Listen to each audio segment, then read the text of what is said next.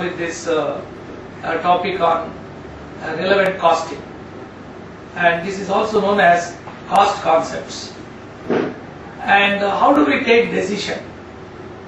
Decision making in short term scenarios is different from long term. In long term, we have to recover all the amount we spend. All the costs that we are going to incur must be recovered. Whereas in a short term, that is an isolated situation, we are not interested in, we are only interested in what you call as the out-of-pocket costs. Take for example, I have done a market research. I requested a consultant to do a market research for my branch that I am going to open, let us say in Sri Lanka. A coaching center I would like to open. So the market research consultant fixed a bill of 2 lakhs for doing the entire job. I have also gone to Sri Lanka. I spent travel. I just made some survey also. And the total expenditure of the market research consultant and me together came to rupees 3 lakhs. Now I am going to start the branch there, and that also is going to be only one time show, not a long term one. Then I find that I will be able to get a revenue of 30 lakhs, but my costs are going to be 28 lakhs. To execute that project, the costs are going to be 28 lakhs, excluding these 3 lakhs that I have spent. So the question is, should I take up the project? If I take up the project, my accountant tells me that the revenue is 30 lakhs and the cost to be incurred is 28 lakhs and 3 lakhs already spent, so 31 lakhs. So the net result will be a loss. Now, if I drop the project, what will happen? The 3 lakhs that I have spent will not come back to me. But if I start the project, at least 2 lakhs will come from the activity, so that my loss will be reduced to 1 lakh. This is the subject. In other words, out of the 31 lakhs, the accountant tells me, 28 lakhs is the cost to be incurred. Avoidable cost. If I want to start the project, I will take up. Otherwise, I can avoid it. This is a relevant cost. The 3 lakhs that I have incurred is a sunk cost. This is not going to influence the decision. So the whole subject is, you must understand how to split the total cost into avoidable costs and unavoidable cost. Remember, this is only an isolated situation. Suppose, for example, you are going to continue in Sri Lanka for 5-6 years, then you can think that over a period you may cover up all the losses. But this is not so. If you are going to think 4 or 5 years, that's called long run decision making. So we will take all the costs into consideration. But if you are going to take only one time, then we should not take that. Only short term costs we have to take. This is the whole subject. This is the whole concept in the subject. So I would request you to go through the material now. And in the first part of the discussion, I have segregated the whole subject. Please go through that. I said that relevant costing is a tool for short-term decision making. To master this concept, all that you know, you have to segregate this into avoidable costs and unavoidable costs. Avoidable costs are the costs to be incurred, whereas unavoidable costs are costs already incurred. The avoidable costs are relevant costs to be considered for decision making, whereas unavoidable costs are not relevant, they are sunk costs. That's all. This is what I have explained. Now friends, how to master a particular topic, and what are all the, first we should know what is the subject and what maximum adjustments we can expect. Once you get the idea of that, you can solve any problem. All that you should know how to read very fast and how to present that information. So first step is, I am taking the concepts. Total concept is going to be explained. It is an exhaustive discussion of that. Now, I have received a job, and the job is to manufacture and sell 20,000 units of a product. Now this is an isolated, it's a job, isolated job. Should we accept it or not? So we have to compute the costs. Revenue is so much, and what are the costs? All the costs that are attributable to that we should take. It starts with materials. Materials means quantity into rate, labor, hours into rate, variable overheads, hours into rate. Fixed overheads are recovered on a predetermined basis, because fixed overheads are period costs, and so you have to take budgeted overheads divided by budgeted hours. This is what cost sheet about we have been doing. But this is also called as job costing basis or absorption costing basis. This is useful, this approach is useful for long-term decision making. But in a short-term decision making, we may not be able to get a proper result. Now, let us take a scenario, materials. In case of historical costing, quantity, if the quantity is available, whatever is the book value, you take it. But in relevant costing, it is not like that. Say for example, I need 1000 kgs of raw material A. I am having 800 kgs in the stock, already purchased. So, what I should do? I need 1000 kgs, but 800 kgs are already purchased in stock. So 200 kgs I must go outside and purchase. So I have to pay for that. Current purchase price must be paid. It's an outflow, no doubts about it. But 800 kgs I have purchased at, let us say, 25 rupees. But I have already paid that 25. It is a sunk cost. Book value is not relevant. Come on, yes. Now then, what is this? The discussion of ours, the relevant cost discussion, applies only to that quantity, only to that 800 kgs. We can imagine three possible scenarios.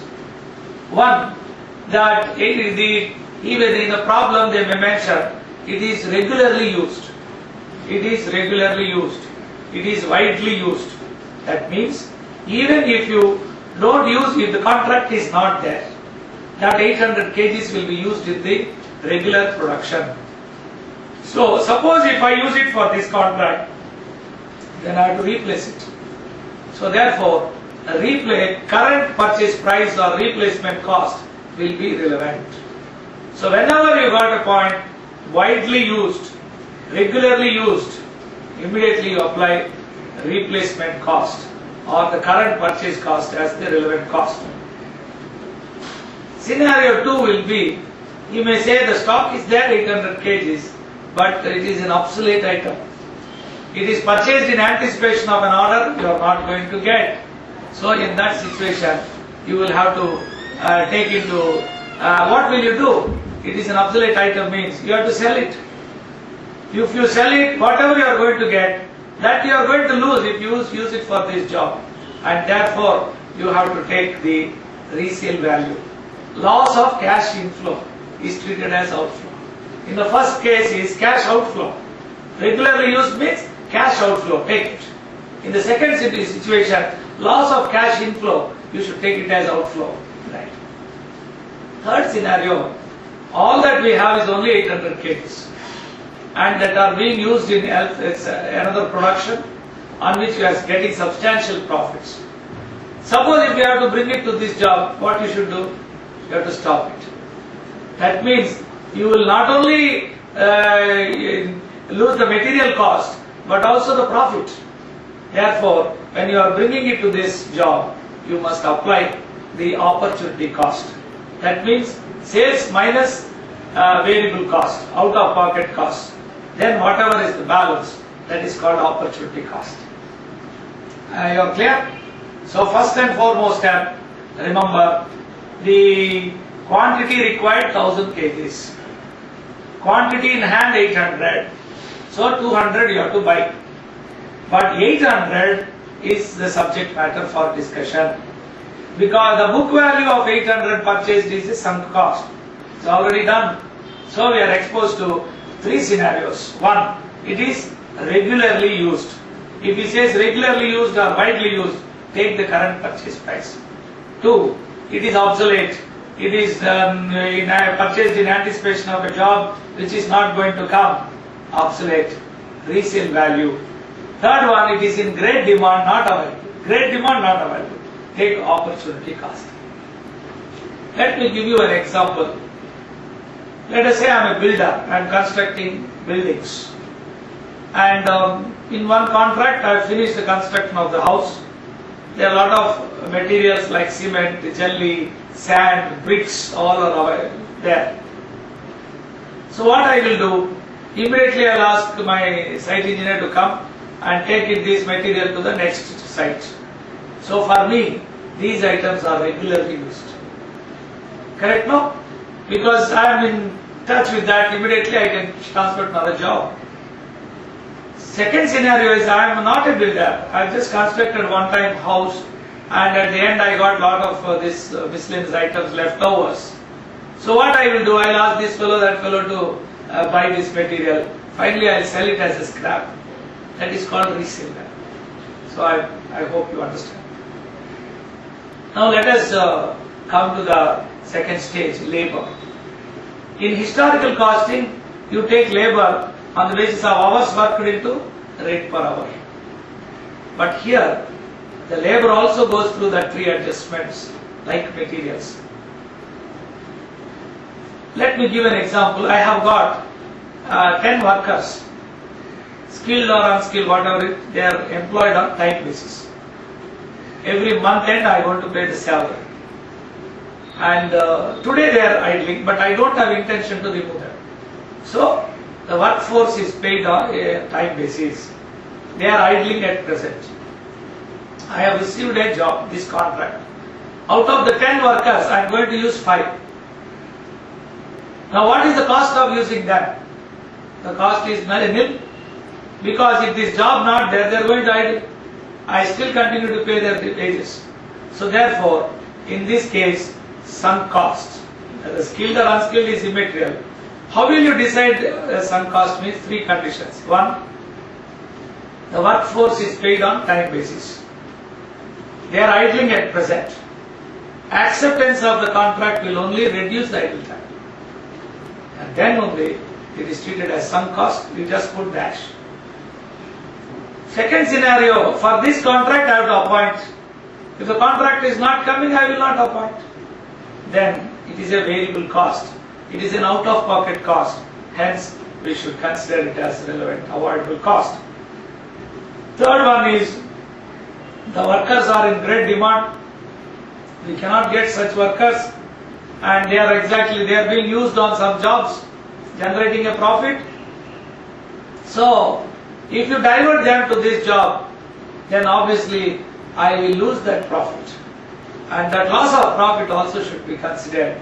Therefore, you have to take that labor cost plus opportunity cost. So I hope you are clear. Now comes the third step. Machines. The overheads are basically expenses generated in maintaining the machines. I think you all are aware of it. Scenario 1, for this project, I am going to use this machine X. Now, if this contract is not there, what is the status of machine X? That is what you should ask. He may say in the problem, the machine is idling, but it is not for sale. It is regularly used, but because there is no job, they kept it like this. So remember, whenever you get that issue, the machine is not for sale. It is in regular use, but now it is idling. Suppose you want to use it for this job. What is the relevant cost? The cost of using the machine, that is variable cost, power, petrol, diesel. Second scenario, the machine is idle, but if this contract is not there, they will sell it. So if I sell immediately, I will get 10,000. After using for this contract, I am going to sell it, I'll get 3,000. Then I should take fall in the resale value. 10 minus 3, 7,000. Correct? As we said in the third scenario, the machine is in great use. Everybody is asking for the machine time, and in that case it's in great demand, and it is used as a profit center, especially when there is a great demand, you want to make the best out of it. So in such case, again you should take opportunity cost. See friends, one thing you can realize, the concept, if you understand for materials, it is same as for labor and variable overheads. And the best concept the first explained is avoidable, that is, what you should pay, you have to pay if you accept the job, otherwise no. And master that concept by understanding the problems in detail. It's not 100 problems you work out, friends, all of them are same. But the concept that you understand will give you success. You can get 90% marks easily if you master the concept. The ability to read it very fast and then present it excellently. That is what I am going to focus on.